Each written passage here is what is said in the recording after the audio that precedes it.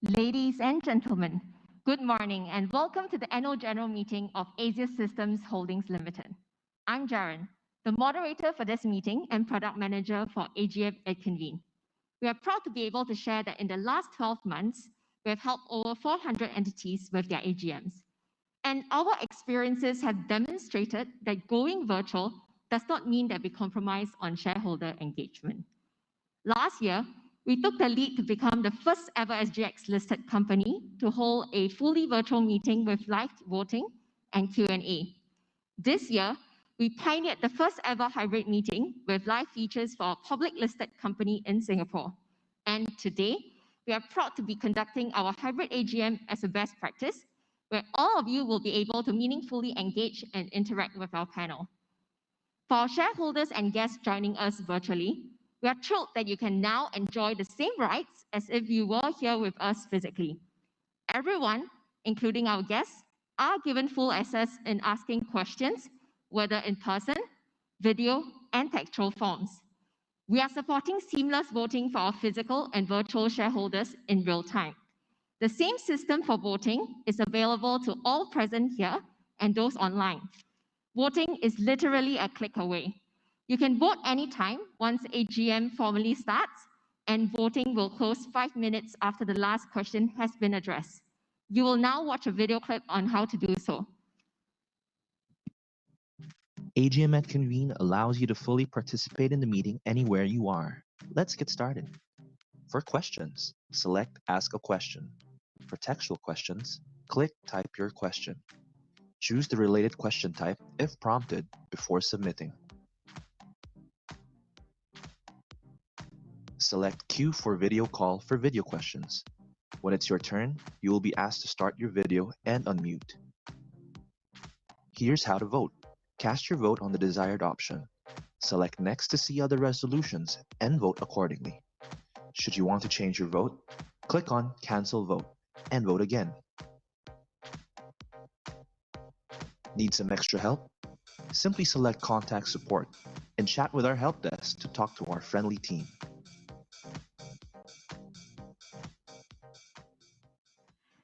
To have all of us feel comfortable with our voting system, we have set up a survey on the future of AGMs so that all of us can experience the online voting system.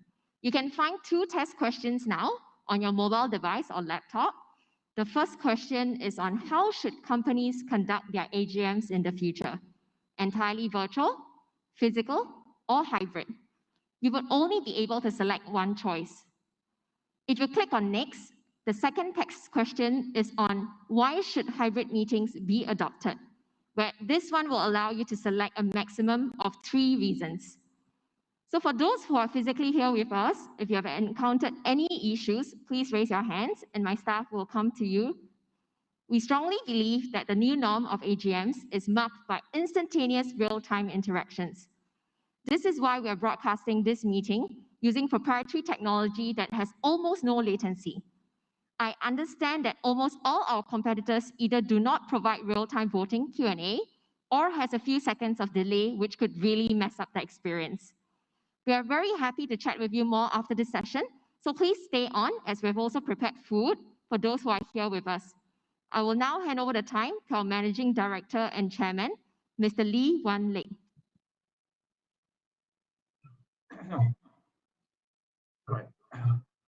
Hi.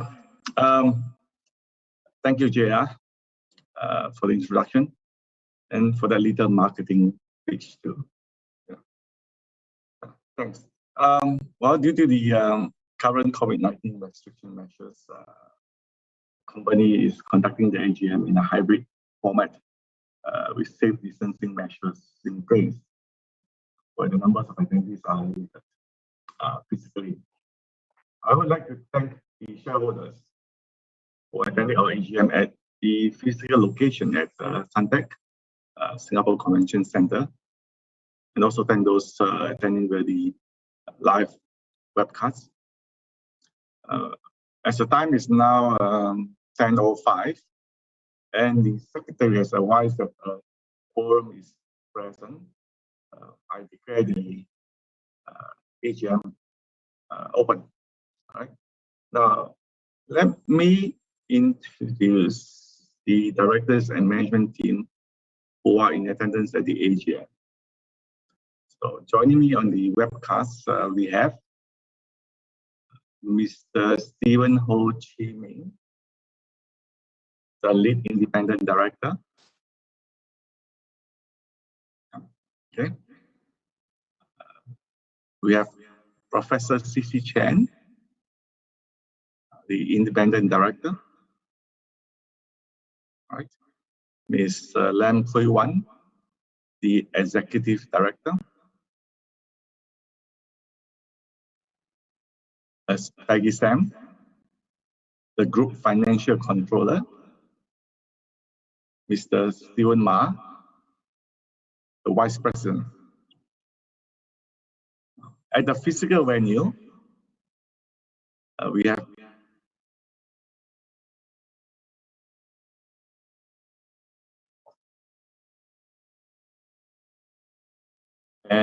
Mr. Kuji Murasan, the independent director, and we have Mr. Yap Wai Ming, the company secretary.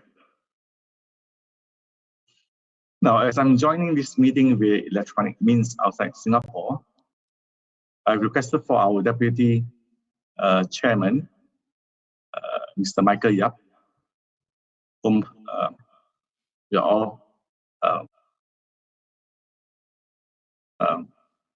for the last 20 years, slightly less than that, to chair this meeting in my place. So let me just hand over to Michael. Michael, over to you. All yours. Thank you, Wan Lit. I'm Michael Yap, and I'll be the chairperson for today's proceeding.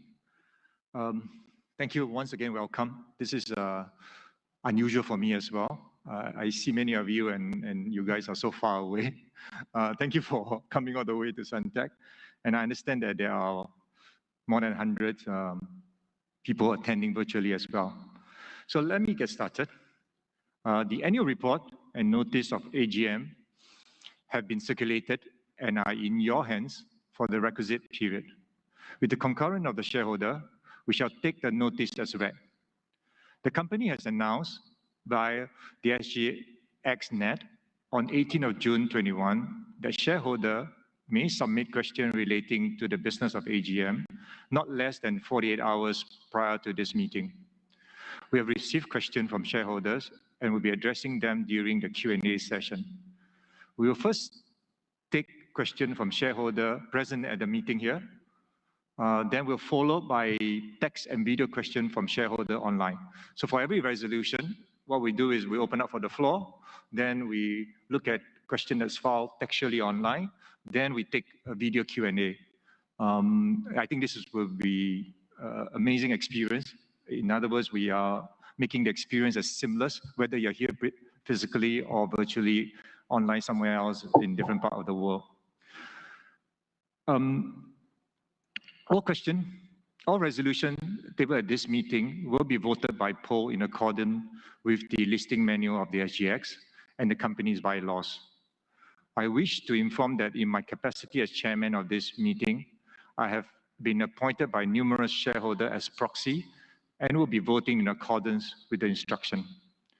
As a proxy, I will be proposing all the resolutions put forth at this meeting. For shareholders who have not submitted your forms appointing the chairman as the proxy, they may cast their vote in real time. The company has appointed Boardroom Corporate Advisory Services as the polling agent and RL Law as the scrutineer. The representative of the polling agent and the scrutineers are attending the AGM at this physical venue. The scrutineers have supervised and verified the counting of the votes of all such valid proxy forms submitted by shareholder by the submission deadline of 10 a.m. on the 10th of July 21. The scrutineer will also verify the vote cast by shareholder during this AGM. Okay, the good news, voting is now open and you may cast your vote during the course of the meeting anytime. Right? Voting will end 5 minutes after the last question has been answered, and the result will be answered shortly after. All this is done by our software computer, so it's real time. So just me repeat, voting is now open, and it will stop 5 minutes after the last question has been asked.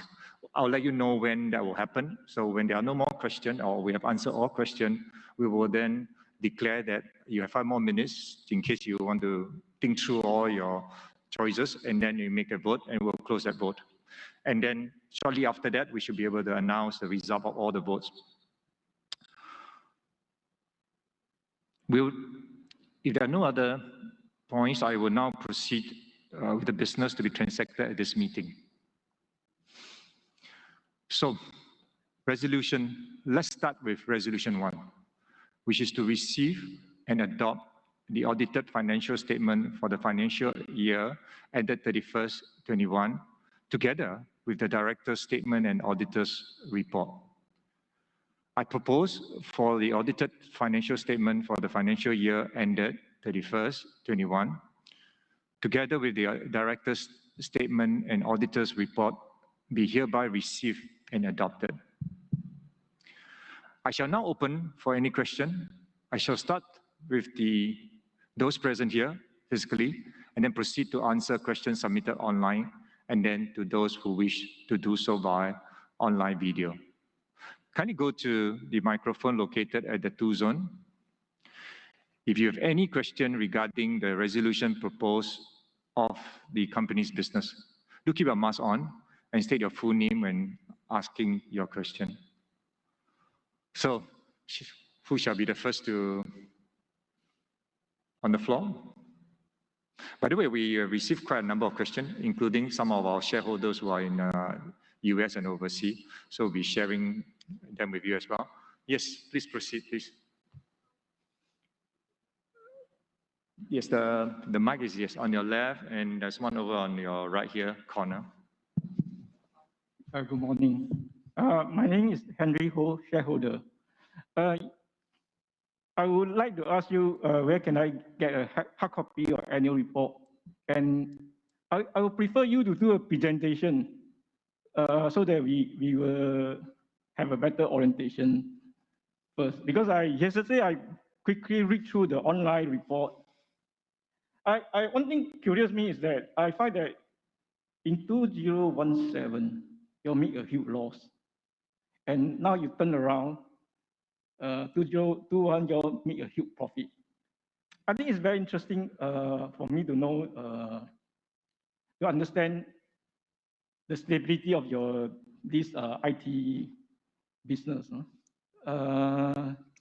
Maybe have some understanding about, I mean, you can assure us the going forward, what strategy you have to make your OVA competitive and profitable. Great. Thank you. Henry, thank you for the wonderful question. I think on the physical printout, I will maybe pass it to Peggy, and I would really love to, and I'll come back and answer the question about, I guess, our business, right? Peggy, you want to take on the question of a physical printout and where they can get access to? Thank you, shareholders, for all your comments. Today, we support the environmental savings, so we haven't prepared the hard copies. But if you prefer to get a copy, feel free to contact our investors relations manager, Citygate, and we will definitely prepare one and mail to you directly. Yeah, I think I will attempt to address a bit more and give me the opportunity to share and how we're excited about our business. For those who remember, the older shareholder, Azeus started as a service business, largely servicing IT project, the government of Hong Kong, largely. Our customer was then largely the government of Hong Kong. So we service project. Service project, as many of you know, is you bid for a project, you implement the project, and it's subject to whether there are projects available and subject to obviously the risk of implementing a project. So about a decade ago, time flies, we decided that we want to diversify into a product business. Product for those who are familiar, Microsoft, software, or those who are a bit more big company, you buy ERP systems. So they're product, right? So product tends to, obviously, once you build it, it is quite difficult to build, obviously, and you compete globally. So we went and invested, but without raising money from the market or elsewhere. We basically took our own profit. We invest in the product building, do R&D, and now if you look at our numbers, majority of our revenue now come from our product, and this is a very high quality revenue. We use what we industry call software as a service. In other words, it's a subscription model, just like you pay to your telco or your pay TV, right? Every year, the customer will pay us for subscribing to our product called Convene, by the way. By the way, the software today for running this meeting is really our product, right? So this is very high quality revenue, and we've been growing very well. And I say high revenue means that, for example, this year, let's assume we have 1 million revenue. Next year, very likely that the same million will come by because usually users do not stop their subscription. So we are very excited about this model. We've been investing very aggressively, and this has created stability instead of just project by project. So our business model has now moved towards more and more product. We still have twin engine. We have a service component, and this will appear. I'm spending a bit of time here describing this because subsequently many of the questions refer to the same idea, right? So we have two twin engine, like a nice airplane. So we have a service business that is a bit more lumpy, as we call it in our trade. You bid a project, you service it, you make money, hopefully. If not, sometimes because projects might be difficult to implement. We have a product which is competing globally. We sell to about 100 countries now. And that's the model that we continue to grow and invest in, both R&D, expanding into new market. So there's stability in our revenue going forward. So I hope that helps. Sorry that I take a bit more longer, but I guess it does capture what business Azeus is in now, a twin engine company, project and product. Andrea, I hope that I'll be more than happy to follow up with you and elaborate a bit more. Any other question from the floor? If not, I will ask JR, our moderator, to now look at the question coming online, as well as later on to look for, if any, video question and answer. JR, over to you. Yes. Thank you, Chairman. We have received questions pre-submitted from our shareholders via a portal for this agenda, actually. So let's take a look at them. The first question that we have received is, what is Convene's churn ratio? Is it possible to make the churn ratio positive? What is Convene's LTV to CAC ratio? Yeah, this is, if I remember, is a question from our US shareholder. Yeah, I will ask Peggy to take this on and take the opportunity to explain some of the terms which may not be familiar with the shareholder. This is very interesting, what we call in our trade matrix. In other words, numbers that we track to measure the way in which our business is being run. And this is particularly relevant for business of our nature, the product business, where it is run as a subscription model. Peggy, why don't you take this? Thank you, Chairman. As Michael just said, customer churn rate or attrition rate is the percentage of customers that stop using the company's product or service during a specific time frame. It is one of the metrics that we track closely. Same as LTV to CAC ratio. It measures the relationship between the lifetime value of a customer and the cost of acquiring that customer. Together with the churn rate, we track various performance metrics internally and regularly. However, they have not been made public. We will definitely consider sharing some of these performance metrics in our future reporting. I hope I have addressed the questions and hand it back to JR. Thank you. Let me just chime in a bit as well. As we move more and more into product company, obviously product is different from service. So we track, just like you would imagine, churn rate is essentially like if you subscribe to telecom service and if you or pay TV and if you unsubscribe, it is a loss, right? And so that's a measurement that in our business people like to measure. In other words, how sticky your business is. We do not, as in many questions later on that will surface, we at this point do not disclose them publicly for various reasons, including competitive issues.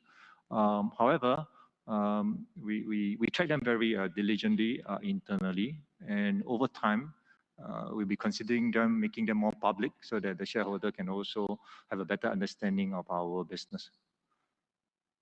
Go ahead, Jia. Thanks, Chairman. We received another question from online. So the next question is, why can't Zoom just offer similar features and make Convene obsolete?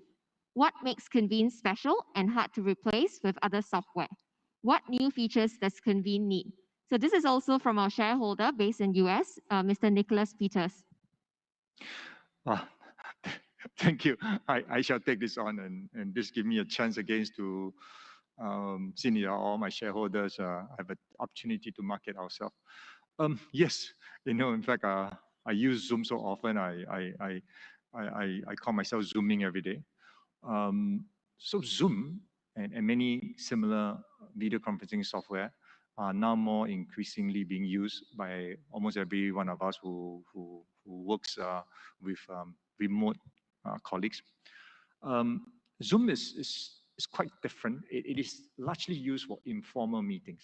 So for many of us who are familiar with more formal meeting like a board, you realize the complexity of running a board meeting. It's not just coming together and just chatting and collaboration, right? You need to prepare your board document. You need to circulate the board document. They are confidential. You make changes to your board document. You need to redistribute. When you're having a meeting, you need to track what's going on in the meetings. You need to make notes, or you may want to make comments about a resolution. Post-meeting, right? You have lots of things you do, right? You have the right minute. You need to make sure that people are following out the minute. You do voting for some very formal meetings. So those are the things that our product, which is the one that we sell to hundreds of countries, do. In other words, we are end-to-end. We make meeting, especially formal meetings, a lot more easier, right? So that's the beauty of our product. In other words, it is almost seamless, right? Just like now, we're running this meeting. You can do this by combining a lot of tools, but with Convene, right? With one tools, you can really run formal meetings very well. Now, besides just productivity and try to make things easier, Convene has a best practice built in. In other words, it's much easier now using Convene to make sure that your meetings is run in compliance with the best governance in place. So for example, right, we design workflow so that, the way that your minute is circulated, the way your minute is drafted is set so that the companies can control it. You can audit every single moment, like right now we do, right? We have to have external scrutineer, but in Convene, we audit, we track, very highly secure. You know what's going on in the meeting. You know who voted. You know who has accessed your meeting notes, etc., etc. So beyond just productivity, right? It really makes formal meeting a lot more effective. So right now we are being used by board. We're used by a lot of regulated entity like banking. So for example, we have really wonderful customers in Singapore and around the world. Many banks, many universities where you have formal meetings like disciplinary meetings or voting to decide on investment. These are all the type of meetings that our products excel. So that's the reason why beyond just Zoom, you need a product like ours, which is really, again, to make meetings, particularly more structured meeting, a lot more seamless and a lot more effective. That's our product. I think there was a second part to the product, the question, right? That about what else we need to do to enhance our product to compete. We invest a lot of money in R&D, and we release new feature very often, every few months, so that we keep up with all the competition. So that's how we continue to innovate, as Henry was saying, to keep with our competition. We are global, so we sell to about 100 countries. We have competitors, and therefore we invest to keep up with the competitor as well as to be ahead of them.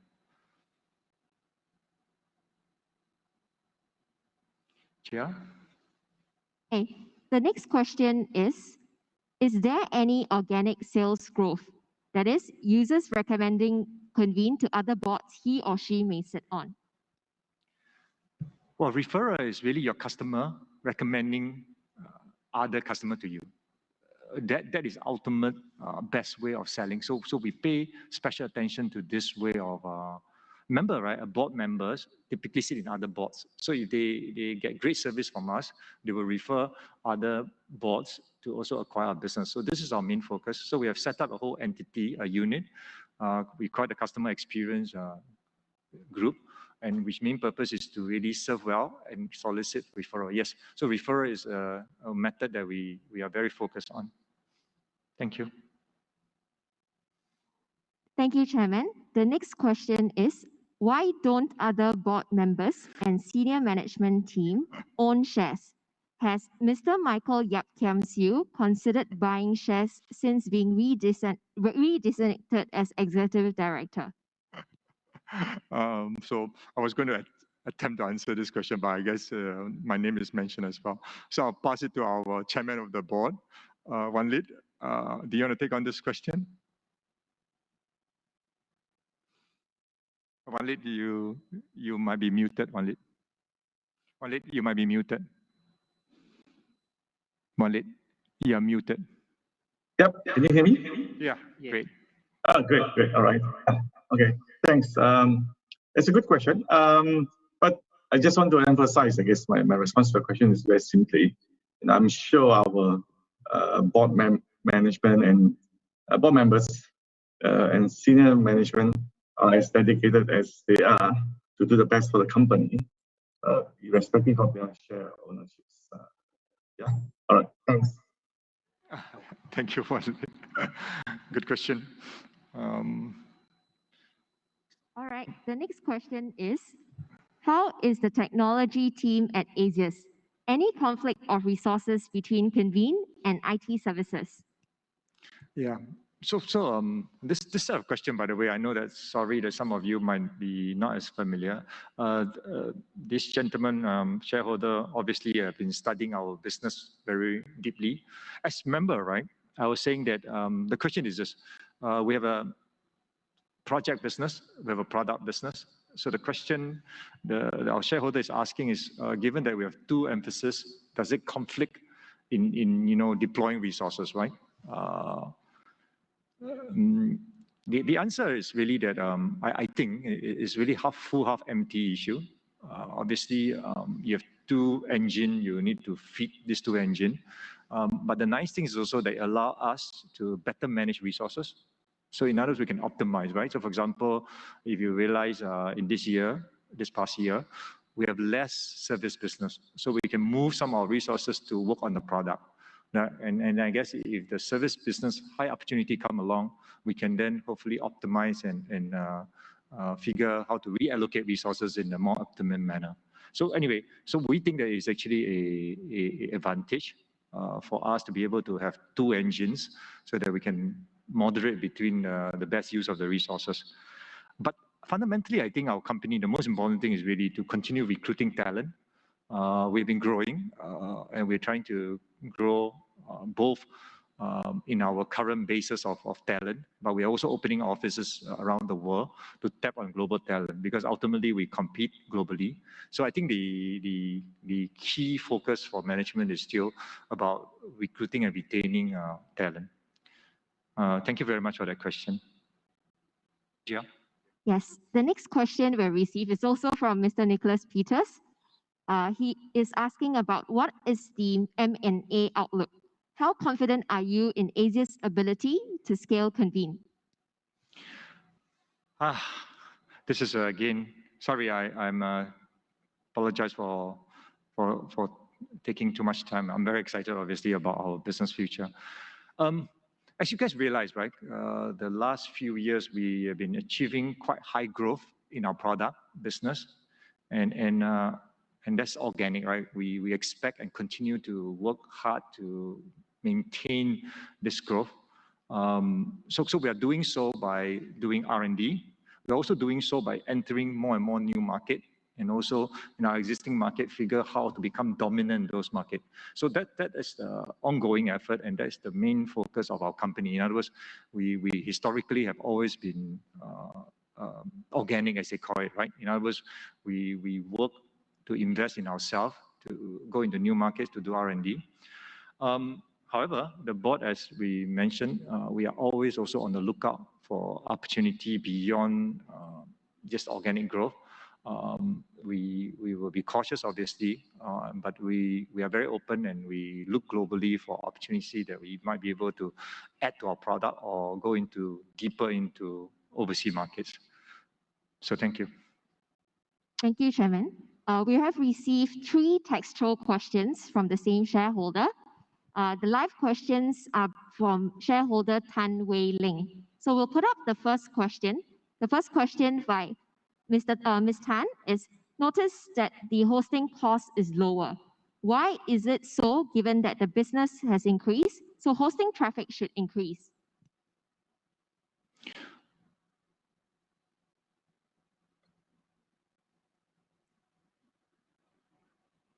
I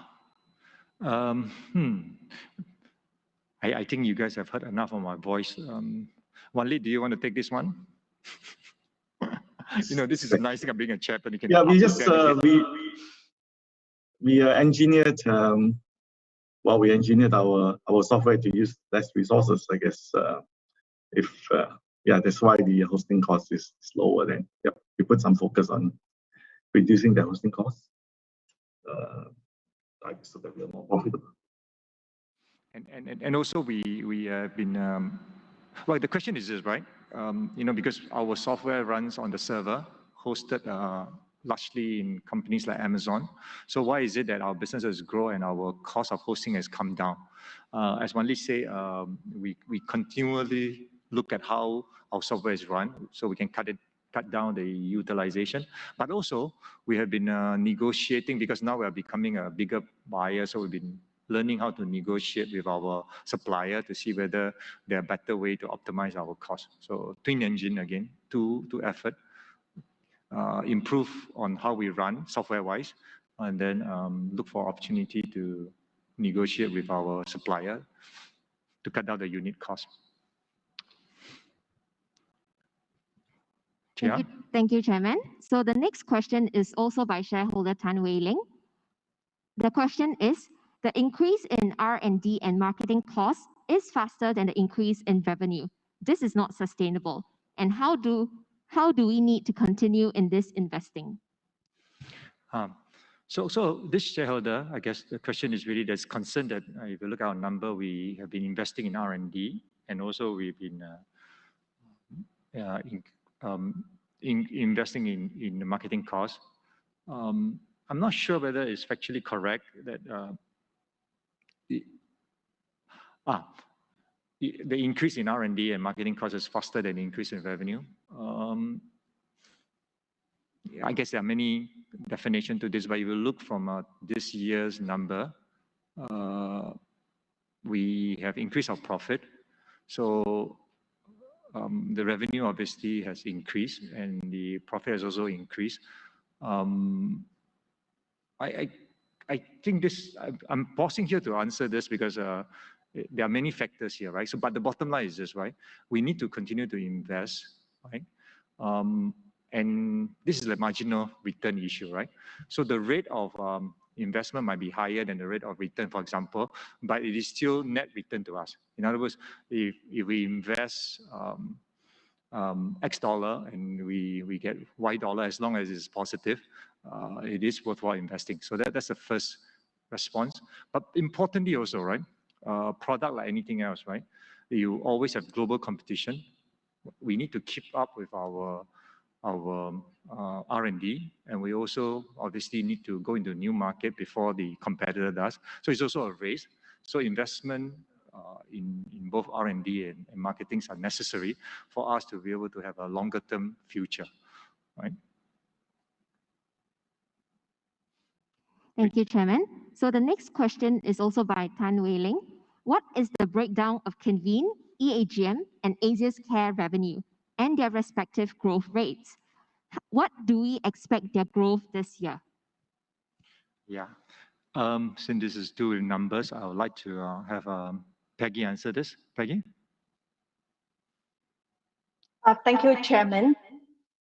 Unfortunately, we don't provide a breakdown of the revenue of all these products. The total revenue of these products are under the Azeus product segments. And we are indeed heartened by the Azeus product business performance, and this will increase by 35%. Thanks, Peggy. And go ahead, Peggy. Back to you, Chairman. Yeah. Thanks, Peggy. Yeah, there will be a number of questions that unfortunately we can't share the information, although internally we do have the information. Lastly, as I mentioned, right, one is really many of the product line like the EAGM is still very early stage, and therefore breaking it down for the public or shareholders is not quite stable yet. And secondly, obviously, some of them has to do with our competitive positioning. Remember, we compete globally. And we are sensitive about over-disclosing information that might give a competitor a bit of an edge. So we apologize for not being able to share some of the data. That is a more low level, more detail. Jia, go ahead. Yes. Chairman, we have received no further textual questions, but we do have a few video callers right now. So we have admitted Mr. Xie Man Leong.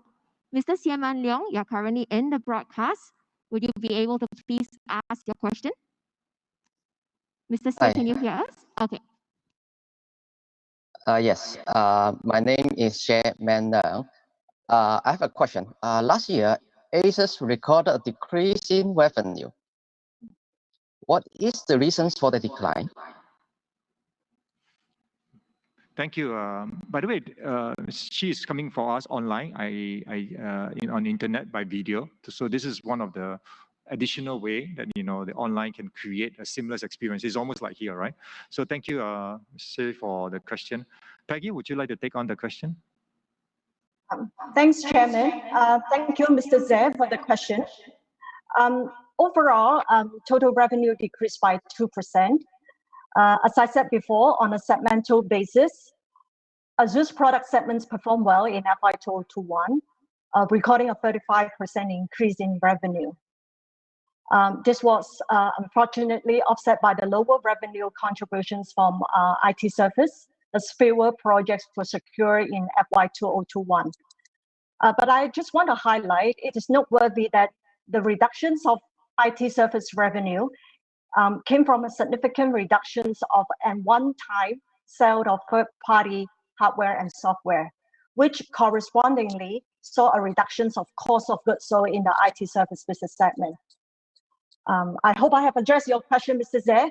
I'll pass it back to the floor, Jarian, please. Thanks.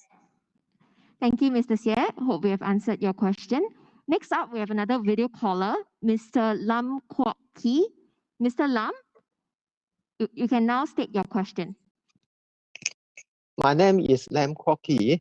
I would like to know your company's outlook on the service sector, especially in Hong Kong. Thank you.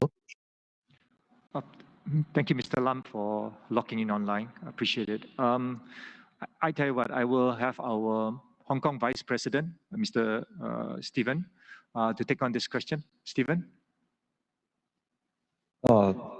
Thank you, Mr. Lam, for the questions. We have a very strong track record in terms of delivery. We handle large and complex systems using our global delivery model, providing a compelling value proposition to our customers. Our market focus has been the Hong Kong government segment. We continue to proactively seek out and bid for large-scale projects with good yield. Our growth in this segment is, as Michael explained earlier, is tied to the projects offered by the government and our ability to secure them. I hope I answer your questions. Sure. Thank you, Mr. Stephen Ma. Mr. Chairman, we have received no further video questions. Oh, there's a floor question again. Yeah, please go ahead. I think, thank you very much for this hybrid Convene AGM. I find it very, very useful.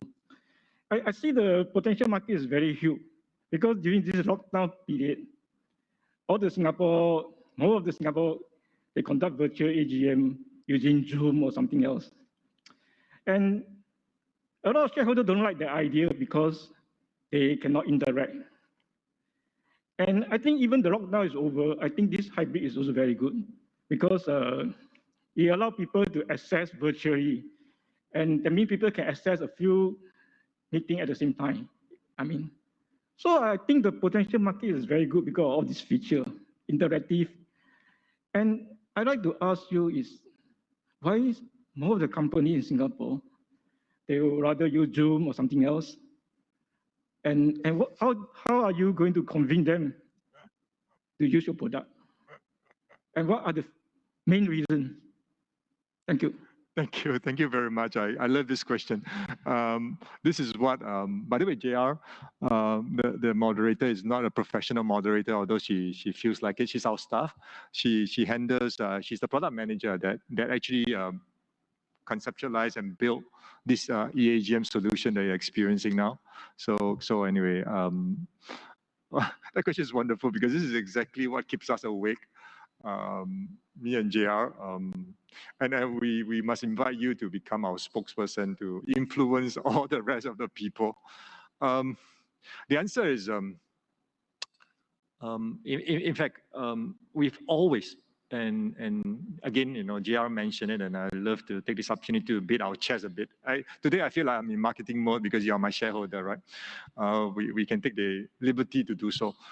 We have always been practicing the best practice. It sounds complicated, but as far as I'm concerned, best practice means that the physical and virtual experience should be similar, total, right? Whatever you offer physically, you try to make sure you do virtually. And we've been promoting this to everybody, and try to both educate as well as to share our view.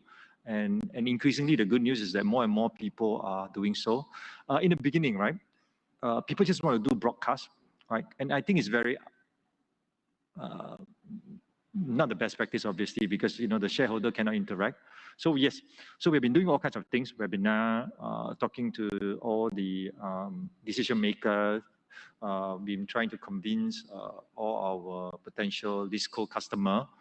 As JR mentioned, we are now the significant player in Singapore, and we hope to continue our effort to influence and bring more and more people to provide this form of hybrid meeting, fully interactive, fully seamless.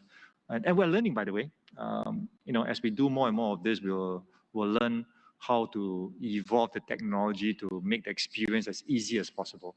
I know that some shareholders are still fearful of using online.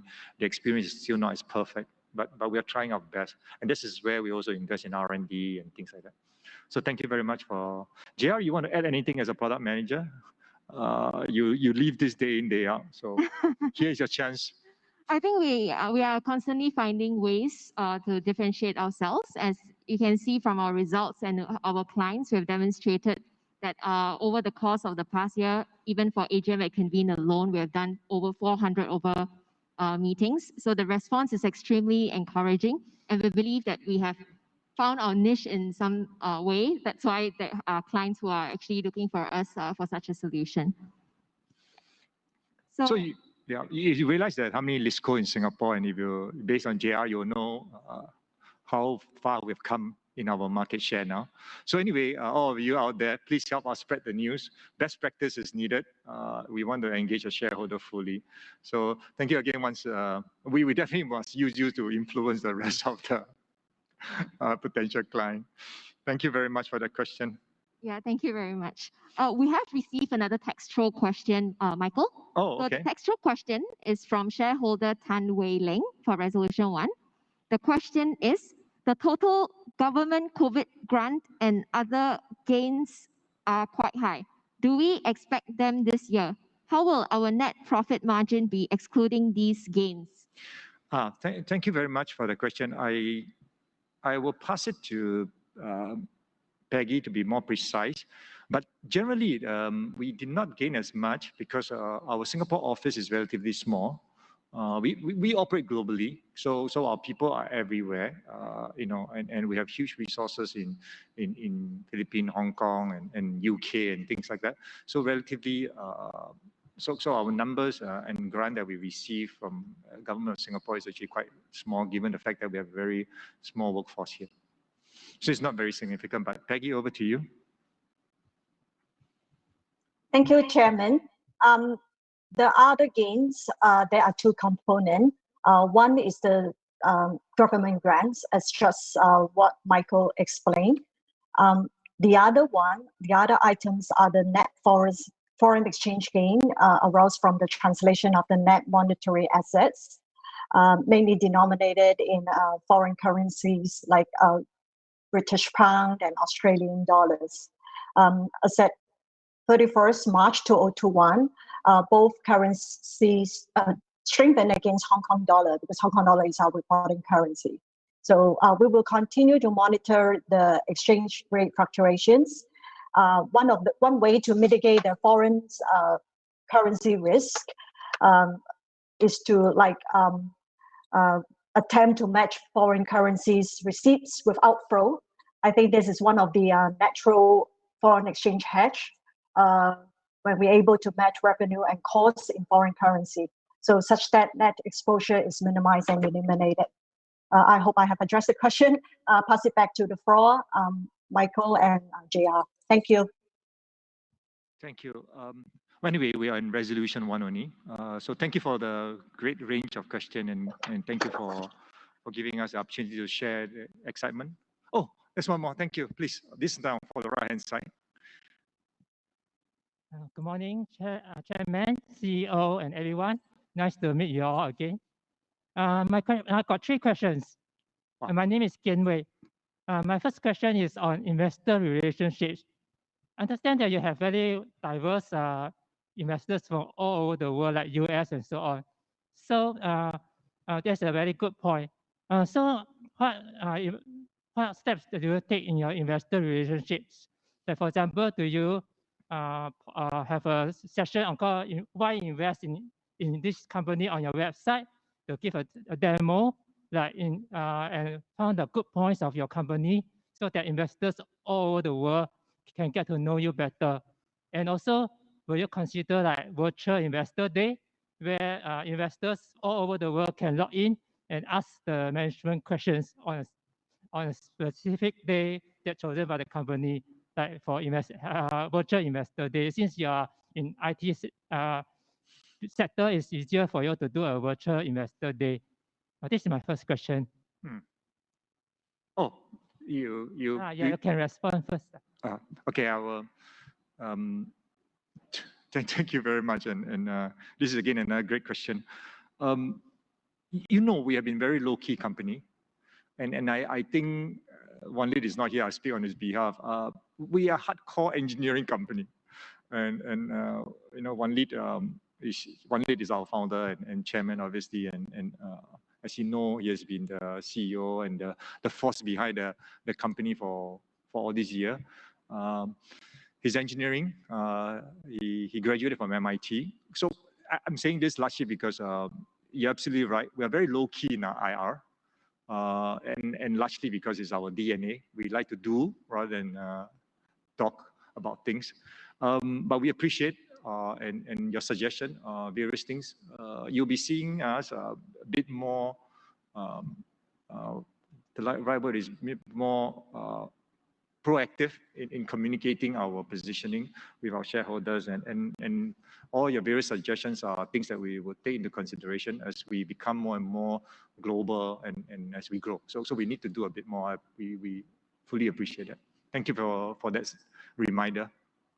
My second question is on product development. One thing I noticed is that there's an explosive growth in webinar, and often we have not enough time to go through all of them because you listen to them talk for 1 hour. It's like there's no more time to read to watch other webinars. So will you be able to come up with a product that summarize the main points of the webinar for investors that they can understand the company faster? Our shareholders are all very wise. So this one is pointing to us for a new research direction.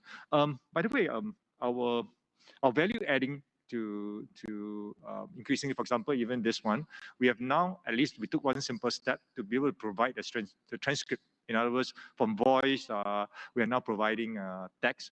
Actually, our AGM also allows for multi-channel translation. So for example, if we speak now, it allows and support a real-time translator to also chime in, and therefore the recipient can listen in multiple languages. So right now, our feature, last couple of months, we added this thing into our system. What you're suggesting is a wonderful idea. It's actually one of the toughest things. In fact, that feature that you suggest is also very useful for minute. You know, in meetings, right, when you sit around the table and you know, most of the secretaries have problem catching up with some of the conversation. So it would be wonderful to be able to have that all automatically highlighted. It's a tough problem and it's a lovely problem. And not us, but I think around the world, everybody is trying to figure whether there's a way to solve this. So thank you. Okay, my third question is on many successful companies like Apple, Tesla, the Hourglass, they split their shares, and some of them they give bonus. So it's like it's a sign of them keeping up with the times and also to be investor friendly. So will your company consider doing a share split or giving bonus? Because what is adopted by many successful companies worldwide. Again, thank you for those ideas. As I earlier mentioned, right, we are engineering. We like to build things.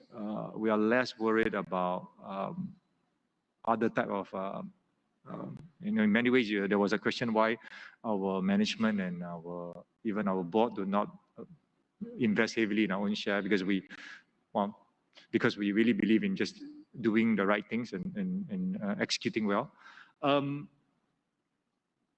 We're not that big yet to really, you know, consider, and frankly, our share price, if I'm not mistaken, is about $2.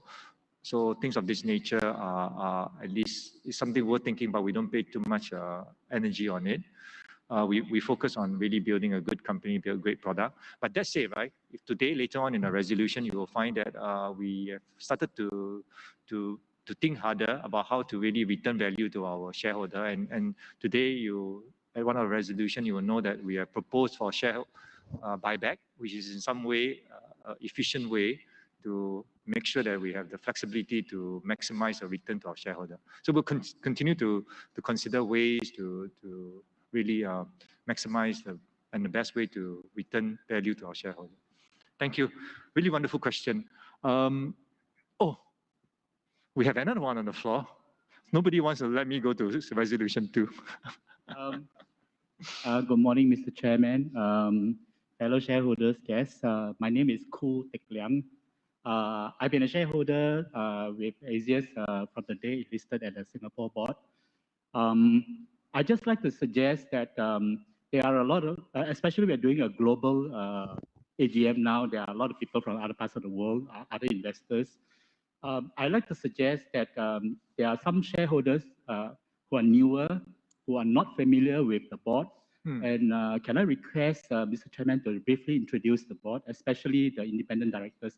They have a vast experience in their respective fields, and I believe they make a significant contribution to the company. But I think it's good for the shareholders to at least learn a little bit about their background and how they actually have been contributing. Thank you. Great question. I tell you what, if you folks don't mind, we'll spend a few minutes and then we will have each of the our board director just introduce themselves a bit. Would that help? Yeah. Wan Lee, why not you chair this part and we can have maybe Stephen and all the other board directors give a brief introduction to themselves. Shall we do that? Yeah, sure. Okay. Stephen, do you want to start first? Stephen is our newer and also the lead independent director that we just added in last year. So Stephen, over to you. Yes, can you guys hear me clearly? Is it okay? Yes, Hello. Mr. Ho. Hi. Yes, my name is Stephen Ho, and I joined the board actually last year. So my history with the company also dated back to listing because I was at that time running PMT operation coverage at DBS Bank, and so this is 16 to 17 years ago. Been in touch with Wennick through the years, and then looked at the other company has transformed itself into partially actually one SaaS model. That was quite a few years back. So for myself, I started my banking career in New York with JP Morgan for 4 years in New York and then 7 years in Hong Kong, covering Asia. And then I moved to Singapore to join DBS Bank in 2001. And from 2001 and 2013, I was basically running various parts of DBS business, mainly covering actually technology, telecom, and media clients for globally, as well as actually geographically, Dubai operation and our Malaysian operations. So my experience are basically all centered around for technology and media companies in the area of M&A, acquisition financing, equity capital markets, so forth. I'm very excited actually about joining the board last year, especially with the initial launch for the AGM product. And I will be working with other board members in terms of furthering actually the efforts on the SaaS model to create a higher level recurring revenue for Azeus. Thank you very much. Thank you, Stephen. We will invite our next independent board director, Professor CC Chan. By the way, CC is a very, very well-known professor in the area that is very topical now, sustainability and transport. So CC, over to you. Thank you, Chairman. I am the academician of the Chinese Academy of Engineering, also the fellow of the Royal Academy of Engineering, United Kingdom, the honorary fellow of the Hungarian Academy of Engineering, and the fellow of Ukraine Academy of Engineering.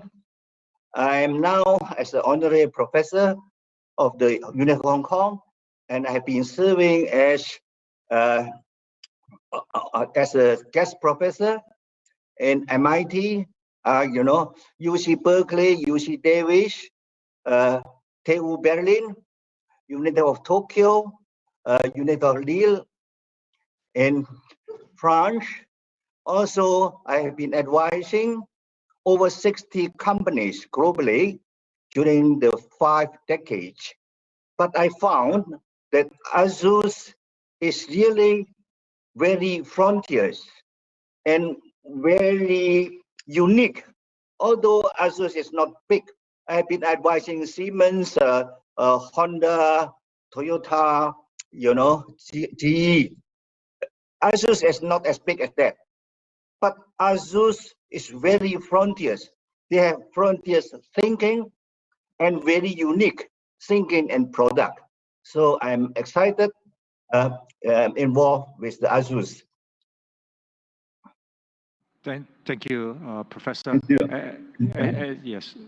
Let me invite the third independent director, Mr. Kuji Murasan. He's sitting on my right, so you can see him, those who are physically here. So, Mr. Kuji Murasan. Thank you, Chairman. My name is Koji Miura. I'm a Japanese, and I'm a PR in Singapore. My experience is I worked for big Singapore KPMG about nearly 30 years ago. Then since then, I started my own as a business consultant. In this concern, I hope at least I could something contributed to others, and I'm very happy to see the business development others. Actually, I'm too long, more than 10 years I'm doing an audit chairman of others. But as long as I can do to, and others can find a replacement, I try to do my best. Thank you. Thank you very much. I will move on in the consideration of time and let the future introduction of other members maybe after this formal meeting as well. I'm cognizant that some of you might have to move on to the next meeting, etc. So we want to get the live voting and etc. done. Yes. Just suffice to say, as you realize, right, our board has been very carefully assembled. We have people from different countries, we have different talent as well. So we continue to look and add to our and strengthen our board. Let me move on to resolution. Chairman, we just received another textual question for resolution 1. So the text question Sorry. is, you are a very promising tech company. Most of such companies listed in USA always give full year and quarterly guidance. When do you plan to do that? This is by shareholder Tan Wei Ling. I will pass this to Peggy, but generally, obviously, we try to practice the best practice. You realize that Azeus has been run that way. We believe the best way to run the company is to run it in a way that is transparent and open for all participation.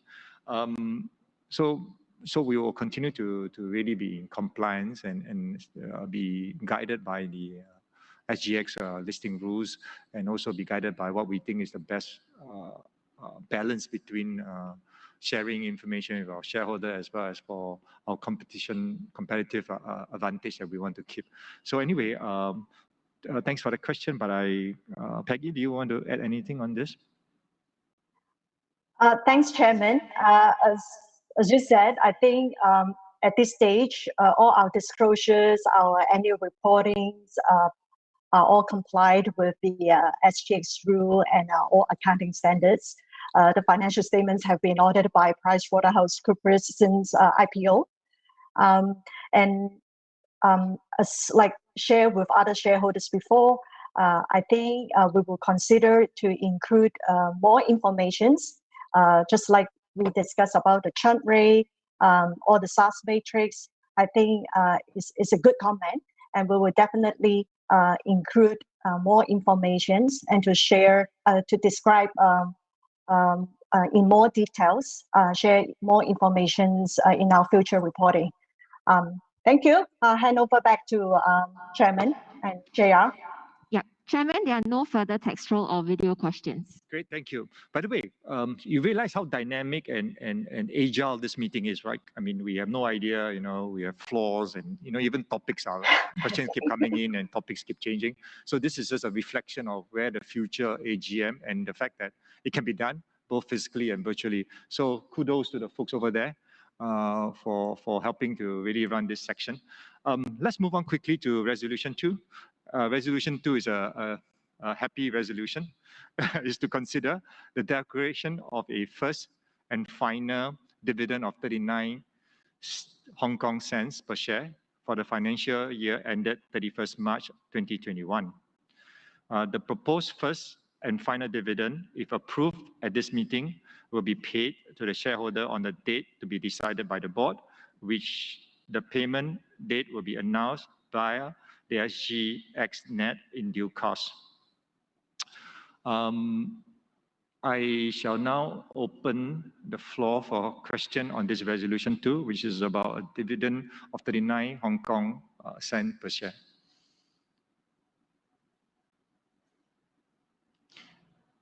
Any question from the floor? Chairman, we have received no question from the floor, we will look at the online question again as per normal and then open up for video Q&A. Go ahead, JR. Yes, Chairman, we have received a video caller actually now. We have Ms. Lau Tsui Pek, who's currently joining us. Ms. Lau, you're currently on. You can now ask your question. Hello, Ms. Lau. Go ahead. You might be muted. Ms. Lau, we are not able to hear you. Would you be able to turn on your microphone?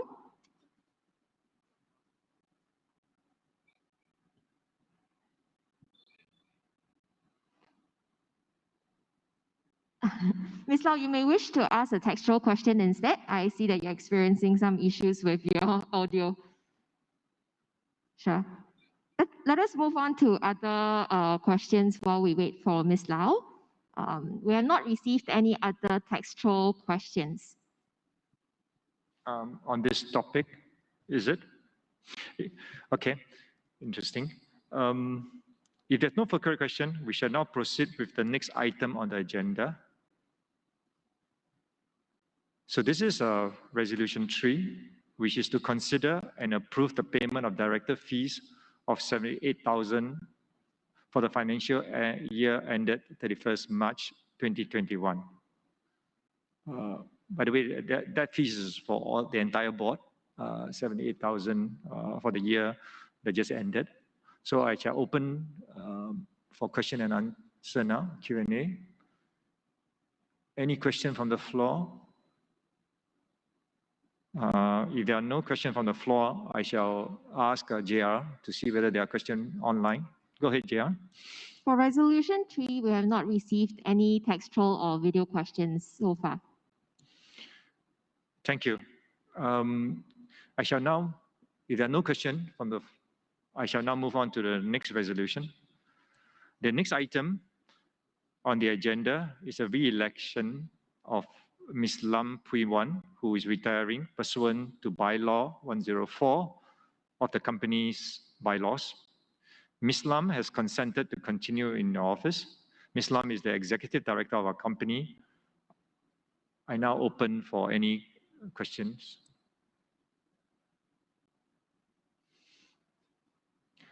There are no questions from the floor. JR, are there any questions online? Yes, we have received a textual question from a Mr. Xie Man Leong. The question is there a reason why the group does not have a separate chairman and CEO? Although it's not so related to Ms. Lam, but I think it's a fair question. I shall pass this question to Peggy. Peggy, go ahead. Thanks, Michael. Our board on nominating committee has a rigorous process. I think we believe vesting the roles of both chairman and CEO in the same person, who is knowledgeable in the business of the group. This allows us for more effective planning and execution of long-term business strategy. As you know, Mr. Lee is the founder of the group and has been playing a key role in developing group business in the past 30 years, supported by the team, by the management team, and also the board of directors. The board has continued to seek talents to strengthen the leadership bench, as we just appoint Mr. Michael Yap as our Deputy Chairman and Executive Director in 2020. Currently, the board now has 6 members, like 3 EDs and 3 IDs. As what Michael shared before, they have various backgrounds, skills, and experience, and we will continue to strike the balance. But having said that, I think the NC will continue to review regularly whether there is a need to separate the roles from time to time, and we'll make a recommendation accordingly. Thank you. I'll pass back to the floor. Jarian, please. Yes, We have not received any other textual questions for this resolution, and neither are there video callers. Thank you. By the way, the next three resolution is referring to Professor Chin Chuan. This is regarding to his re-election. For those who are not as familiar, there's slightly more resolution on re-election this year, particularly with respect to the fact that SGI has created new rules that has to do with independent director that has been with us for more than 9 years. So there's an additional resolution that need to be passed. So the next three resolution will be focusing on the re-election of Mr. Chin Chuan, Professor Chan, for his re-election as a board member as well as independent board members. Let me go through that resolution. The next item on the agenda is the re-election of Mr. Chin Chuan, who is retiring pursuant to bylaw 104 of the company's bylaws. Mr. Chan, being eligible, offer himself for re-election. Mr. Chan is the independent board director of our company. I propose the motion for the re-election of Mr. Chin Chuan as a director of the company. I now open for questions. First to the floor. There are no questions from the floor. JR, are there questions online? Yeah, we have not received any textual questions or video questions. Thank you. I will move on because they are related to Resolution 6 and 7. Resolution 6 and 7 relate to the continued appointment of Mr. Chan as an independent director of the company pursuant to Rule 210 5D bracket 3 of the listing manual of the SGX. Rule 210 5D bracket 3, which comes into effect on 1st Jan 2022, provides that the continued appointment of an independent director after an aggregate period of more than 9 years must be sought and approved in separate resolution. That's the reason why we have two resolutions, by A, all shareholder, and 2, shareholder excluding director, CEO, and their associate. In other words, there'll be 2 voting. Mr. Chan has been our independent director for more than 9 years, and the company would like to seek the shareholder approval for his continued appointment. Detailed information of the continued appointment can be found at the notice of AGM explanatory notes at page 95 of the annual report.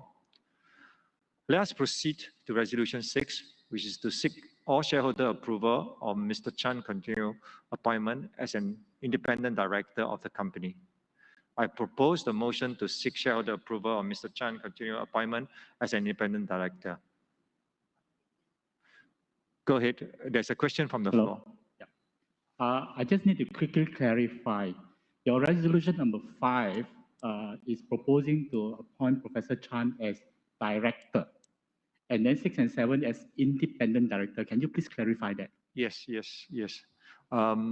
I also maybe take the opportunity for Peggy to further elaborate the need for this 3 resolution, but they're all the same thing essentially. Yeah, I think it's a mistake. It's a re-election of independent director from Mr. Chan Chin Chun. So it's independent director. I hope I have clarified and addressed the shareholders' questions. Yeah. Yes, Chairman, there are no further textual or video callers as well. Okay. Let us then proceed to Resolution 7, which is to seek approval from the shareholder, excluding shareholder who are director, the CEO, and their associate, on Mr. Chan's continued appointment as an independent director of the company. For the purpose of this Resolution 7, the directors and the CEO of the company and their respective associate are not allowed to vote and are required to abstain from voting on this Resolution 7.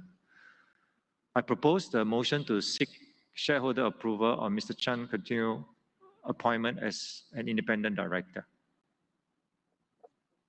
Again, I open for question.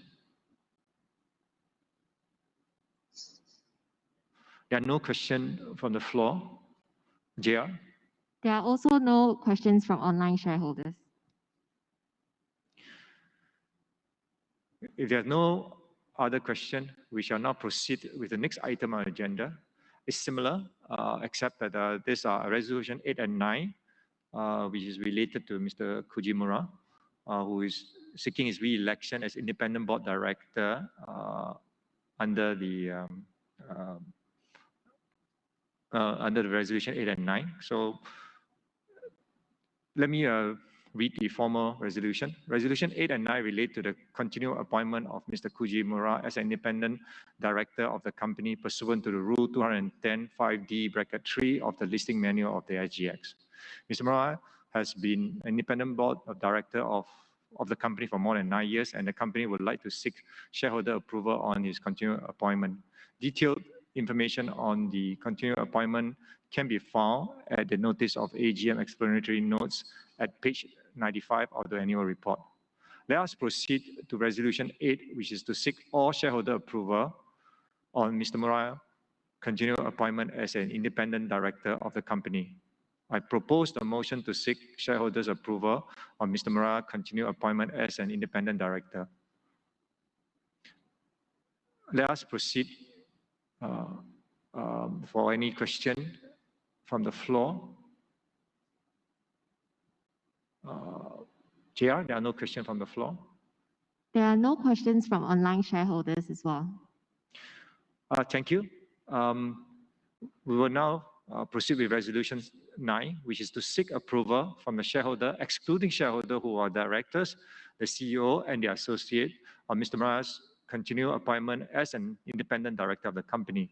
For the purpose of this resolution 9, the directors and the CEO of the company and their respective associate are not allowed to vote and are required to abstain from the voting of this resolution. I propose the motion to seek shareholder approval on Mr. Mura's continued appointment as an independent director. I shall open for questions.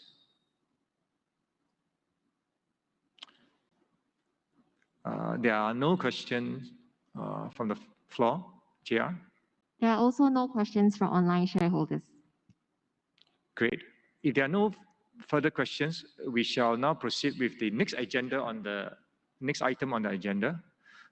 This is the resolution 10, which is to reappoint PwC, PricewaterhouseCoopers, as auditors of the company and to authorize the director to fix their remuneration. PwC have expressed their willingness to continue in office. I propose the motion for the reappointment of PwC as auditor of the company. I shall now open for question.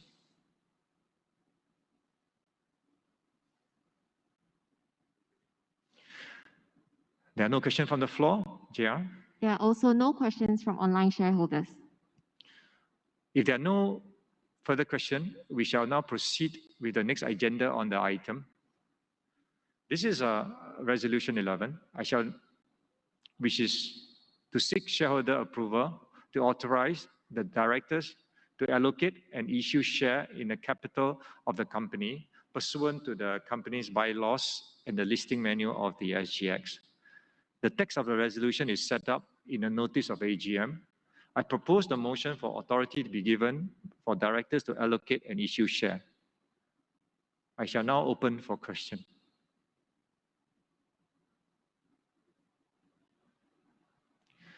There are no questions from the floor, JR. JR? There are also no further questions from online shareholders.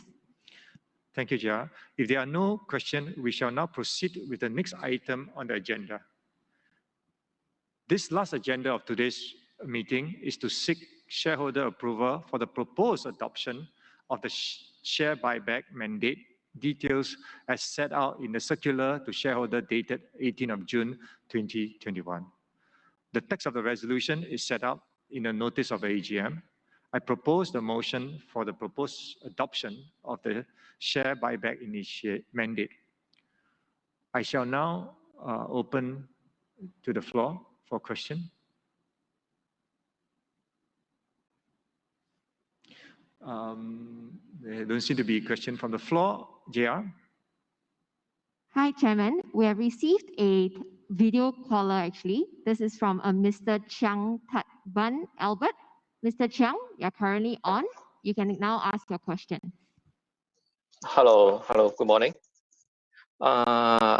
I have three questions about the trading volume and the share buyback mandate. My first question is, why is the trading volume so low? And next question is, what is the rationale behind the share buyback mandate? And my last question is, what will be the effect on the Asia share price due to the share buyback mandate? That's all. Great. Thank you. Great. These are all great questions. For those who are familiar, who have attended our AGM in the past, the first question about low trading volume is a perennial one, and I shall have Peggy help to answer that. The second question, which regards to the rationale, in other words, why share buyback, I will also let Peggy handle that. By the way, the third question, we'll come back to that shortly after the first two questions have been answered. Peggy, over to you. Thanks, Chairman. Thank you, Mr. Chen, for the questions. Unfortunately, I think the share price and trading volume are driven by the market, and I'm not able to advise its movement. About the share buyback, the rationale behind the share buyback, as stated in the circular, and also I think it is share buyback is a common and a useful capital management tool, which gives the company a greater control and flexibility over the company share capital structure.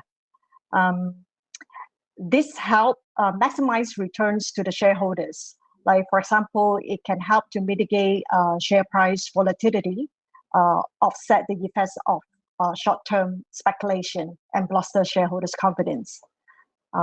It can also offer the company with a new mechanism to facilitate to return the surplus cash and over and above its ordinary capital requirements in an expedient, effective, and cost-efficient manner. About the share price, what effect will the share buyback mandate on our share price? A set share price and trading volume are driven by the market, but it is also noteworthy that there are certain rules that govern the maximum purchase price that the company will pay for a share buyback. I guess I will pass it to our corporate secretary who understand all the rules, and he can definitely explain further. Mr. Yap Wai Mei, our corporate secretary. Yeah, thank you. Okay. Share buyback is a very common resolution passed by a lot of listed companies in Singapore. Actually, Azeus now is doing it for the first time because for a long time it didn't have any share buyback mandate. The rules governing share buyback is laid out by the stock exchange. The approval is to buy back up to 10% of the total outstanding shares in the market. But of course, there are certain guidance relating to the price to be acquired. Number one is that if it is in the open market, it cannot exceed a certain percent relating to the price, whether it's on the open market 5% or in the off market 20%. But that said, how the share price will be affected, I think that was the crux of the question. Like what the CFO said, we cannot predict what the market will do, but theoretically speaking, when the company buy back its own shares, it also means that the amount of shares available in the market is smaller. So as a result of that, in theory, I say in theory, the share price should maintain or even improve. But that also depends on the sentiment of the market and the demand as well. So that is actually a mechanism used by a lot of companies to do share buyback. Share buyback, shares bought back are normally held as treasury shares in the company. So this can be cancelled by the company, or they can be held as treasury, which can also be reissued in the event that there is actually employee share option scheme. So those are the kind of mechanism that people deal with for the share the buyback. That's all. Thank you, Wai Ming, for the elaboration. Yes, we have a question from the floor. Go ahead. Yeah, can I just clarify? This share buyback mandate, is it for this coming financial year, or this is perpetual until it's cancelled at another AGM? Maybe I can. Yes, Wai Ming will take on. Share buyback is always renewed at every annual general meeting. So today, if you vote in favor of the share buyback, this mandate is valid until the next AGM. So until it is renewed, you cannot effect the share buyback. So this is valid on a year-to-year basis. JR, any more question? There are no further questions for Resolution 12. Okay, so as we have received some questions for other resolution, the former resolutions actually, Chairman. Oh, okay, go ahead. Okay, so the question is by Ms. Lau Sui Pei. I think the lady who didn't manage to ask the video question just now. Oh. Her question is, you have a strong cash position of over Hong Kong dollars 150 million. Do you have a plan to increase dividend payout in the upcoming years? Thank you for that. Well, no wonder the video didn't work. Anyway, thank you for the question. This is a way to make sure that, by the way, this is amazing, right? If for various reasons her video site didn't work, she can always do it by text means and other ways, right? So the power of technology allows for multiple channels. It's a great question. But before I pass it to Peggy, I was just reflecting. For those who are not familiar with Azeus, historically, I went back and looked at the history. We have always passed back our earning. Over the years, we have either provide dividend that is 50 to 100%. For many years, we actually provide between 50 to 100% of all profit back to our shareholder. I just wanted to add that we have been able to do so and yet continue to grow the company. So Peggy, over to you. Thank you, Chairman. Yes, as you just explained, our dividend payout ratio were high in the past 17 years. But this year, I think given the economic uncertainties, the board felt that it would be prudent to maintain a strong cash position. But having said that, we will continue to seek opportunities to invest in the future growth of the company and is prepared for opportunities as they emerge. Thank you. I'll pass back to the floor. JR, please. Thank you, Peggy. We have received another question from Mr. Jerome Yong related to the company's business and operations. How complicated will this hybrid setup be compared to virtual AGM? I would take this for a bin to give our staff credit and then let JR elaborate further. A self-serving way is to say that you just have to employ us and we take care of everything for you. So no problem at all for all those out there who want to conduct. What you see is what you get. There's always complexity. People have to work quite hard, but we have done some 400 meetings and we know what we are doing. JR, I know, obviously that is underserving our staff who make this thing seamless. JR?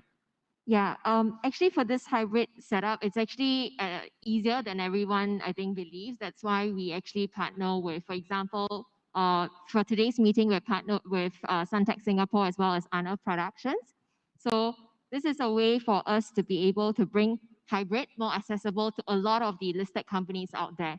So for example, the current COVID-19 guidelines are that there are a total number of 50 people allowed within the room.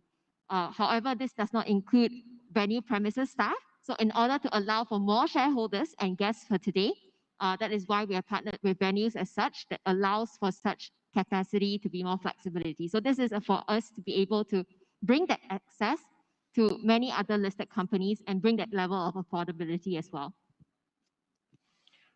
By the way, you don't have to, for hybrid, don't have to be in a place of this nature. You can even do it in if you're, for example, you feel that you have a better, your office can accommodate the physical meeting, you can even do it there. So it is less to do with the hardware, but it has to do with the way the software and the way we manage the entire process. Anyway, go ahead. There's another question on the floor. Hello. Okay. I personally believe that AGM and Convene are great products, and there's a lot of potential. But if you're under scrutiny, like the current AGM that we're having this morning, and just like what we see, how Zoom and Webex and whoever is competing, and then they are looking like who delivers the smoothest video without, any stuff. Now, what I have observed in this morning's AGM is that despite the fact that we are claiming there's no latency, there are delays in, like, especially when you guys are trying to speak, and sometimes we don't hear every word that you say. All right. So can the company please look into making this better so that, this weakens your product's position. All right. So if you can look into those issues and resolve that, I believe they are technical issues. If they can be resolved, the very least we expect is to actually hear every word that you say. But if you're virtual and half the time we don't hear you, or half the time, we only catch a few words in between, that's going to weaken the product. Yep. So please look into it. Yep. Thank you. Thank you very much. In fact, this is one of the most difficult problem in terms of virtual. Largely not because it's the technology per se. Obviously, technology play a part, but it has to do with the speaker on the other side setup. Sometimes they have very bad bandwidth. Sometimes they will forget to turn on the mic, and sometimes they just have poor microphone and things like that. So it's compounded by the fact that it is very dependent on the shareholders or the questioner on the other end of the puzzle. But that's it, right? There's always room, and the good news is that technologies are moving very fast. In fact, that's really, you hit the nail on the head. That's the journey that we are going to go through. Not only the technology part, but the way and process of doing it, the best practice for doing so. As technology emerges, we'll adopt them and make sure that we deliver the seamless experience. It's a great question, and thanks for that reminder. Any other questions, JR, from the online that we have not addressed? Yeah, there are no further textual or video questions online. Great. As we have dealt with all the items of the agenda, we shall now proceed to conduct a poll voting. If you have yet to cast your vote for the resolution table at the AGM, please do so now. If you're using a computer, the voting form is located at the right side of the webcast. If you're using a mobile device, it will be located below the webcast. Kindly ensure that you are not in full screen mode in order to submit your vote. We shall stop the voting 5 minutes from now. So we'll have 5 more minutes so that you could gather your thoughts, and we'll announce the result of the vote of the poll shortly thereafter. So once again, please, if you have any problem with your voting, just put up your hand to those on the floor. Thank you, and happy voting. I received another question from the floor, Chairman. Just a quick feedback to you. I was using my mobile phone. I could just swipe through all the resolutions to vote, but then I clicked the button to show all resolutions, and straight away I was not logged in. It means to say that I have to go through re-logging in again. So I just avoided that screen and went back to the original one, where if I swipe the resolutions one by one, I am still considered logged in and I can actually cast my vote.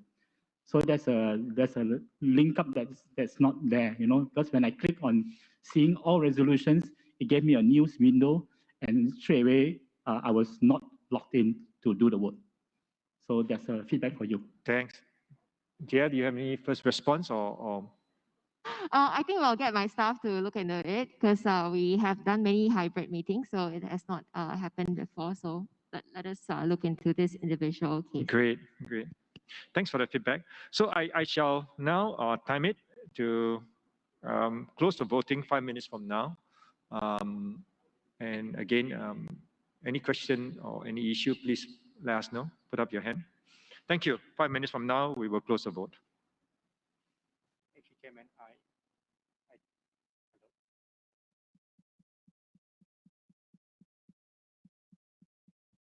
Yeah.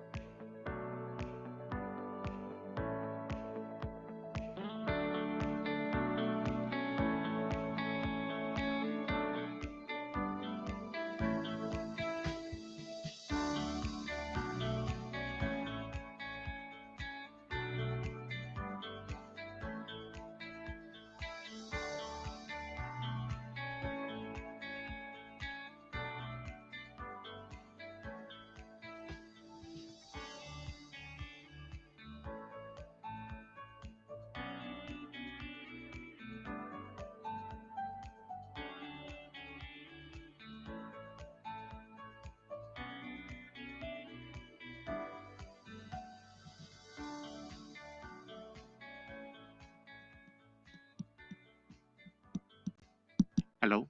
Sorry, I was just talking to Michael Yap, the chairman. While you are, using the 5 minutes to cast your vote, I just want to share with you some of the experiences that I have in relation to virtual AGMs.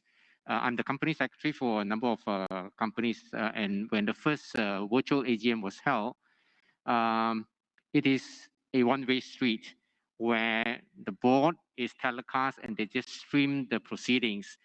And even for the big meeting, the first one that I've attended where I was a shareholder myself, the SIA meeting, it was a big resolution and they all conducted it within 10 minutes. So no interaction from shareholders. And it was really a different experience. And many companies after that, they just do a live streaming. And the live streaming actually has no shareholders engagement whatsoever. So I think that's a big plus for Azeus having this platform. Last year, when Azeus have the AGM, we actually had some of these experiences as well. But like I think what one of the shareholder mentioned about some latency effect, I think a lot of them has to do with the other party where I still remember one shareholder, he was sitting in a cafeteria, very noisy, and he was trying to talk to us. And then the lighting was bad and so on. And then, his signal was lumpy. So we couldn't get him to listen. And halfway through, we got on to other people. And subsequently, he came back and texted the question, which again allowed the question to be answered. So that's, I think, the fallback, I think, for AGM software, which was very useful. And I think for that reason, I think, when I compare, I think one of the last questions that was asked, whether the virtual meeting and the AGM features, this is far better experience that I have personally experienced as a company secretary and also as a shareholder in other meetings as well. Michael, this is just for sharing while you are filling your time to vote. Yeah. Wai Ming is, for those who may not know him, is a very well-known lawyer from a very well-known law firm. I shall be promoting here, I think. No. but he has lots of experience. I think thank you for sharing. It's a journey, right? Technology and how we evolve. It reminds me just to chat a bit about shopping online, right? Years ago, I was among the first to do e-commerce, and my wife would have told me, forget about it, man. I'm never going to shop online. And now every night I find my wife shopping. And I think that largely come from technology catching up, logistic catching up, yeah, and you know, and I think our journey is it's going to happen, right? Because people want to have choices to be able to attend meetings. You know, one of the great scenarios is some of you in the past remember when the July come to an end and you have 6 AGM at the same time for those who are active shareholder and you can't attend all 6 of them, right? That to me is a bummer, right? So now you technically, if everybody offer hybrid or online, you can at least attend all of 6 of them if you really want to, right? And ask your question. So I think there will be need and drive towards this, and hopefully more and more company will adopt it. Yes. That's interesting observation. There's one more observation which I want to share with you. I've attended some of the very large meetings like the Genting meeting where, you know, shareholders are issued a kind of a token device and, you know, you get it at the registration counter, come back and you vote in the process and then you got to hand it back. You're not issued with any of these tokens for this meeting. All you have is your own phone and your app and you can e-vote live and you can change your vote in the process of the entire meeting, which I thought is a totally different experience compared to, you know, the physical device that they issue with you for the e-voting. And I think for some of those e-voting, they kind of like limit you, then you cannot change your vote in the process of the AGM. So every AGM resolution that is proposed, you only have that 15 seconds to vote and that's it. That's the final conclusion. So if there are further feedback arising from the whole process of the meeting, you cannot go back and change your decision. Yeah. So the flexibility about this system is actually far more superior in my own view for shareholders to consider. And I think that is, I'm not selling you, but I think your time's up for you. Yeah. I finished your 5 minutes. Thank you. Yeah. I shall now officially declare that the voting stopped. And now we will be tallying the vote. And in the meantime, I think Chairperson is probably excited about sharing that test vote that he has put out, the 2 questions. By the way, just to kind of complete this conversation with me and Wai Ming about hybrid, obviously we're an interested party and we're promoting it. But I genuinely think, right, the real-timeness, right? If you look at the AGM process, a lot of the processes are built in because it's physical. You got the mail, right? And then you have this 48 hours, you know, before the mailing. And that's because it's all physical, right? And there's a lot of constraint. Actually, if you think about it, right, if it's online, this is like the banking, right? In the past, you know, to get your deposit or to check your deposit or whatever, it might take a number of days, but right now it's immediate, right? So I suspect in the longer haul, the way AGM and some of the processes will have to be changed as well, because it doesn't need to exist anymore, because you can be real time about this, right? Anyway, we shall now, I think I'll let JR talk about the 2 test questions. It's kind of fun. And then we will be announcing the vote count shortly. But yeah, I'll go ahead first.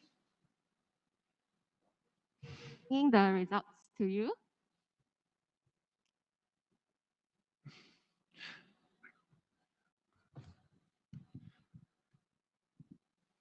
Oh, wow. You want to announce? This is quite funny. Yeah, you're going to show it? So we're going to show you all the test questions and survey questions first. Actually, in terms of how should companies conduct their AGMs in the future, we see that actually 87.5% have actually voted for it to be entirely virtual. And 12.48% have voted for it to be hybrid format. But 0% voted for physical only. Yeah. Any comments on that, Michael? I wish this was true. Then our product will be really actually, one of our fear, one of the questions was being asked, what would affect us? Well, one thing will affect at least that the product line of the EAGM solution is that all the LISCO goes back to physical. Then our role will be less, right? But if this survey is anything to go by, then obviously our new product line would have a very good future. Yeah, for the next survey question, ours is why should hybrid meetings be adopted? Actually, the top three reasons are, so the first reason is 32.61% says that it saves time. That's subsequently followed by increased flexibility, 20.07%. And then the next top reason would be better engagement, 18.09%. So that means that a lot of people believe that hybrid AGMs actually saves people time, provides them the flexibility as well as allows for better engagement. Great. Anyway, that was just the fun part of the voting, just to get a sense of what's going on. I shall come back to the formal and the final part of our proceeding today, which is really to read and the poll result. By the way, at the moment you finish voting and we close the vote, the result is tabulated. So this is part of what I meant earlier on about being real time and being digital has a great effect on the both effectiveness as well as the efficiency. Let me now go on and to just announce the vote counts for resolution 1. Yeah, let me just get ourselves organized. The vote for is 100%. I wouldn't go and read the 26,311,179 votes, but 100% for and 0% against. Based on the result, I declare resolution 1 carried. Thank you for that vote. Resolution 2, again, we have 100% for. The precise vote is 26,311,179. And there are 0 vote against. Based on the result, I declare resolution 2 carried.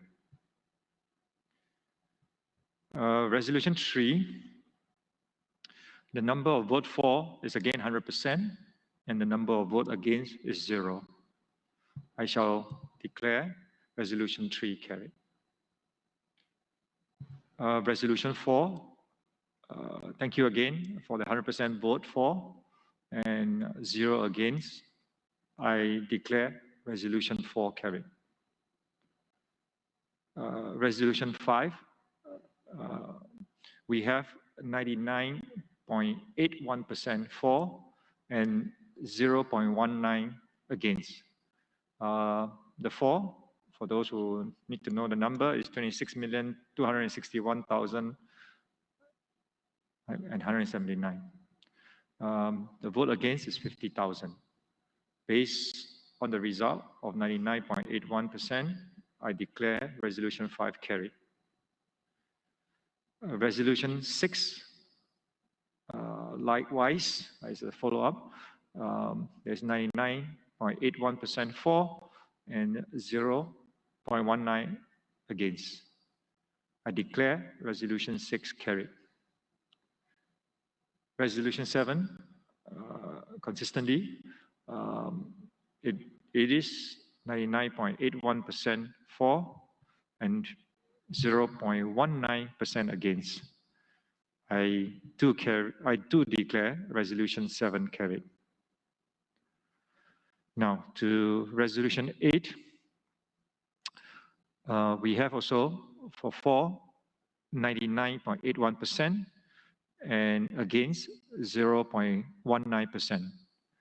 Based on the result, I declare resolution 8 carried. Resolution 9, similarly, we have 99.81% for and 0.19% against. Based on the result, I declare resolution 9 carried. Resolution 10, similarly, resolution 10, we have 100% for and 0% against. Based on the result, I declare resolution 10 carried. I suspect, just looking at number, I just want to clarify, it is 0 because of rounding up. Is that correct? There's 50 vote against, right? Just to be... Yeah, marginal, but just to be clear, just to repeat, resolution 10, 26,311,139 vote was for and 50 was against. Based on that, resolution 10, I declare it carried. Resolution 11, there is 97.32% for and 2.68% against. The for votes are 25,655,929 votes. Against is 707,550 votes. So based on the result of 97.32% for, I declare resolution 11 carried.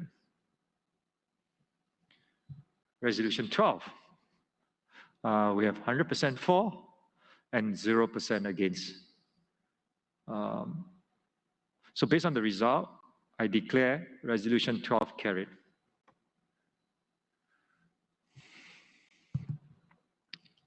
So thank you all shareholders for the kind vote.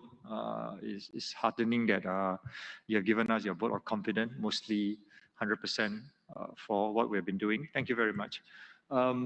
Ladies and gentlemen, as there are no more items of ordinary or special business, and as there are no notices have been received by the company to this effect, the business to be transacted at this AGM is now concluded. We hope that you have a great experience today. I declare the meeting closed.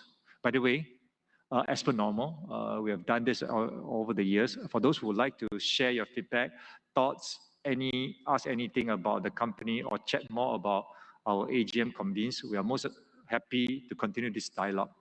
Please feel free to use any of the 3 channels of communication: physical, texture online, and video online to talk to us. I will be here. The formal part of the meeting is over. By the way, today happened to be the first relaxation of the of further relaxation, and today is the first day that we are able to provide food.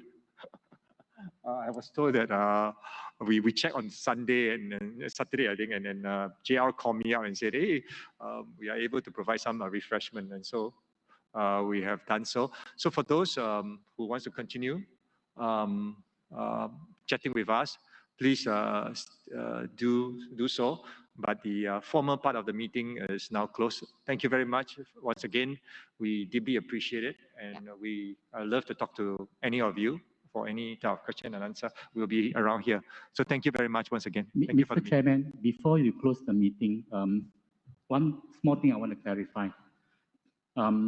The result of the votes that came in, we had about 26 million people, 26 million odd votes, shares being cast. I noticed that the 2-part reappointment of independent directors, the second portion, which excludes the directors, the shareholder, the people on the board, is also about 26 million. Are we saying that, like our chairman, Mr. Lee Wan Lek, who has substantial shares, that he did not participate in the votes? Yeah. That's a good point. That's probably an error. Ask the scrutineers to check. Yeah, ask the scrutineers to check. That's a good point. That's a very good point. Yeah, because the first. Thanks for catching it. Still the same number of votes. No. Yeah, it's a great question. Thanks for catching it. We will. Yeah, it's because of the new rule. For the independent board director who has been around for more than 9 years, we need to have a separate vote where the key the CEO and the board of directors are not entitled to vote. Yeah, so therefore the vote should be less. Yeah, and I'd just like to add one last thing to end this AGM. I like to say that perhaps on behalf of the other shareholders here, to give a word of thanks to the board of directors. I think you guys have done a sterling job in running the company. You have developed great products. I look forward to a better growth and like fulfill your potential. All right, go out there and just win the market. Thank you. Thank you for the vote of confidence. But given the fact that we are currently checking with the scrutiny and looking into the records. Yes. So thank you. Yeah.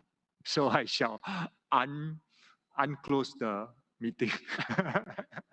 That is good. It's good. We should make sure that I think it's a new resolution. And even the scrutineers are. Just to add on, we've clarified with the scrutineer as well. So regardless of Mr. Lee's votes or not, it will be 100% anyway, even if it's excluded. So the resolutions will still be carried. Yeah. So we're currently checking the records. Yes. Yes. That's a good point.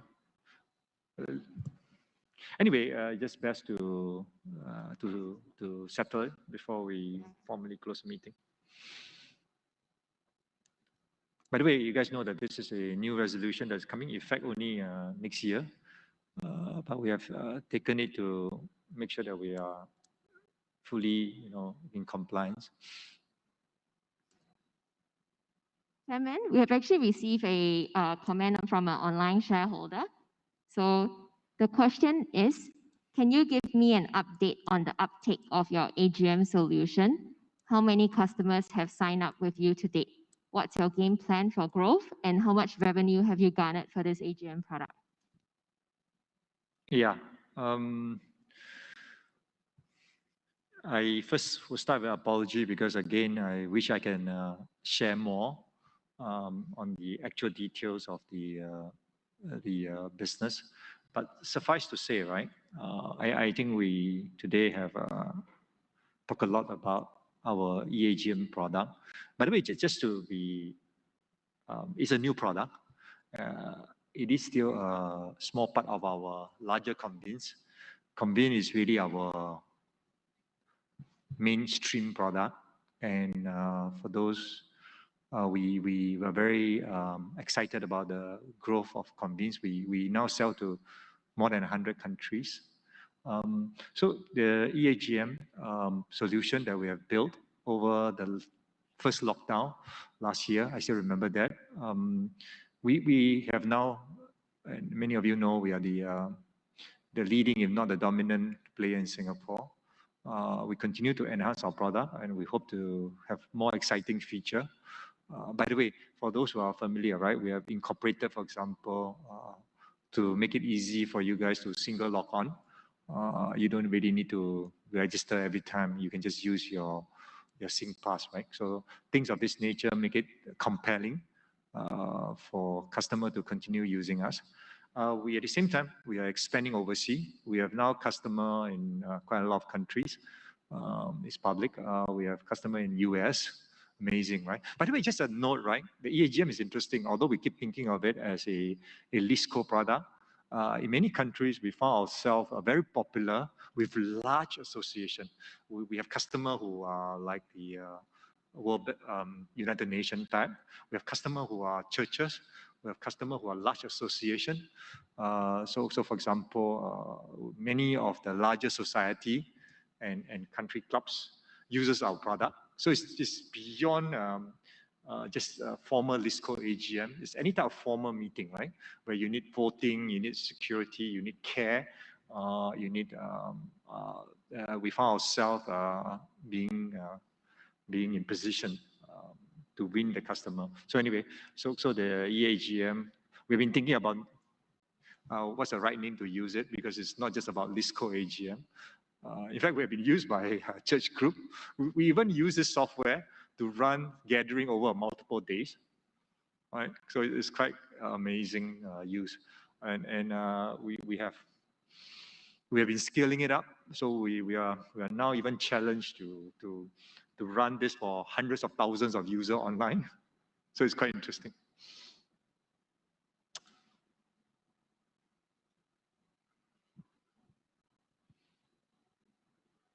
Yeah, we have no further questions from any online shareholders or any comments. Are there any from the floor? Yes. Anybody who would love to chat with us while we just wait for a couple of minutes? While the scrutineer scrutinize. While the scrutineers are coming back, they can have your refreshments at the back. JR, the refreshment is at the back, is it? Okay. I think we just do it later. JR is probably busy.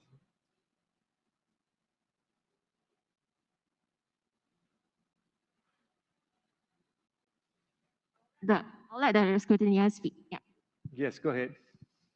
Thank you, Chairman. We are looking into the records and we will exclude the votes for the second tier votes belonging to the directors and also for that, both of the appointments of the independent directors. We'll relook at it, and once we are ready, we will disclose the results accordingly. Okay. So pending that, Yeah. can we proceed with the Yeah. refreshment? So I mean, it's best that we give them ample time to make sure that they do the computation correctly. So in the meantime, maybe we should go for our break. JR, where is the at the back? Just behind you, right? Yeah. So for those who wish to refresh yourself with some sustenance, please proceed. It's just behind the back. Yeah.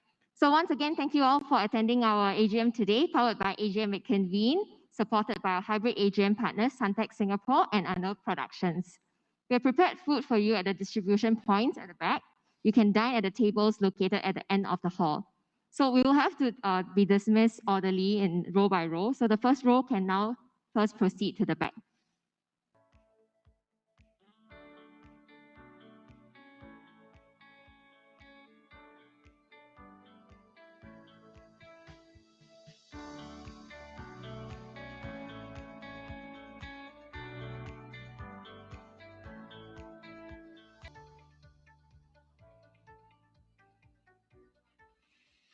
Ladies and gentlemen, we have resumed the meeting now. For those shareholders who would like to continue to join us, please come back to the meeting area. Otherwise, we will just proceed with the announcement of the results. Chairman have asked me as Company Secretary to announce the certified and by the scrutineers the result of the resolutions concerning the resolutions number 7 and 9. Okay. For resolution 7, this is in relation to the excluded votes from the controlling shareholders and the associates. The number of votes for is 1,529,137, representing 96.8%.